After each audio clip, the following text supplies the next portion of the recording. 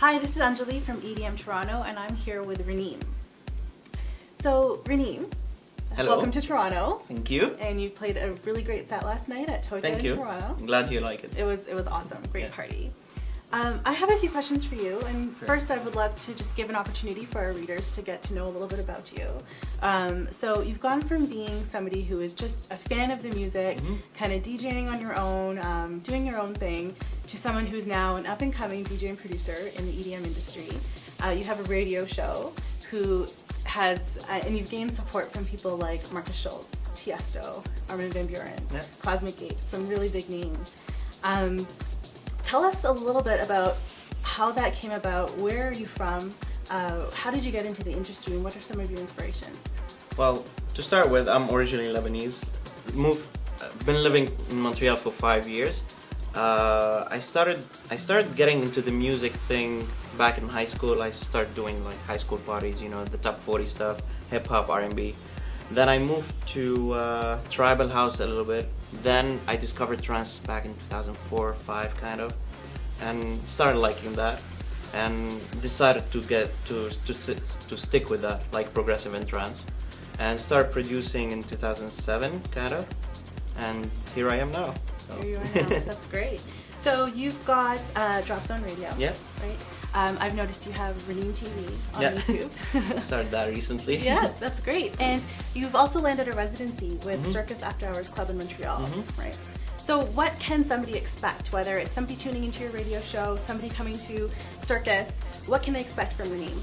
Well, I try to using my radio show, I try to reflect what I play at Circus. And what I usually play at Circus, it's mostly the extended sets. That's what I love. And because I love progressive house, I love progressive trance, I love techno, I love uplifting trance, I love tech trance. So I try to play all of this in one set. And Drop Zone Radio, although it's 2 hours, but it's a trip from A to Z. I don't play the recent stuff. I play some new, some old. I play a specific set. I don't play tracks. So I make sure it's a trip. And I do the same thing exactly at Circus. So when people want to come to see me at Circus, they should come early from 2 a.m. and should stay until the end, until 10 a.m. So, yeah. Amazing. So there's something for everybody. Yeah, for sure. Good for you. So your recent track, Airglow, has been receiving great recognition across the industry.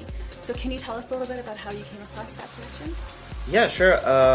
It all started, if you remember, back in November or something, Armada launched this competition for State of Trance, the anthem. Okay. So I was like, okay, I'm gonna give it a try. So I did Airglow, but I was 1 day late to submit the track. Oh. So I was like, okay, I'll send it to my friend Paul Webster. He loved it and he signed it.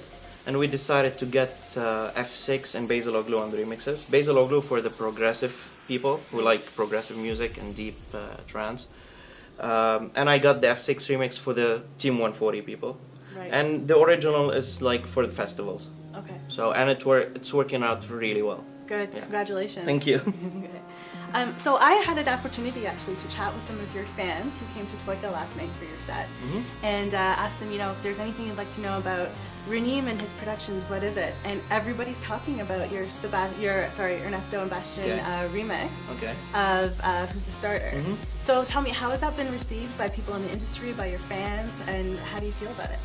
Actually, I received this remix request from Bastian himself back in January, I think, and I was like very proud of that. Like I was happy because it's a huge classic. I remember when I first got into trance, I remember Tiesto was really playing it all the time. I was like, that's a great opportunity. I will do it. And I tried on my remix to add the new sounds, a new school trance, at the same time keeping the old school vibe. And because it's a tricky thing to remix a classic. And I think people love it. I received a lot of good feedback from the DJs and from the listeners. So I'm very happy with it. Bastian is very happy, and it's been getting a lot of support. So, good, I'm glad to hear it. It's great. So the last question I had for you is a little bit controversial in some respects. I've noticed you're very active on Twitter, which is great for people who want to get to know you and for your fans. There has been a lot of talk about traditional trance DJs now going into the mainstream and working with pop artists. And with that comes backlash from the EDM industry, and people are calling them sellouts and, you know, saying all kinds of nasty things about these artists who are trying to explore different genres. So what's your stance on somebody who's, let's say, a trance legend now moving into different types of collaborations? Well, the thing is, talking about this issue is really like sensitive and very broad. Just before getting into that, I have to mention that mainstream music, or trance specifically, when it didn't start recently to be mainstream, and mainstream doesn't necessarily have to be bad. Mainstream music, like trance, was in beginning of 2000. If you remember, Four Strings, Take Me Away, or even Ocean Lab, Satellite, or Armin van Buuren, Burned with Desire. These are great tracks, great classic, but at the same time they were mainstream. That doesn't mean they were bad. And today, even like when we see people moving, trance DJs moving to mainstream, they have the right to do so. That they've become very big in the trance scene. They have to go beyond the limits, and they have to share their experience, their music with people who don't usually listen to trance.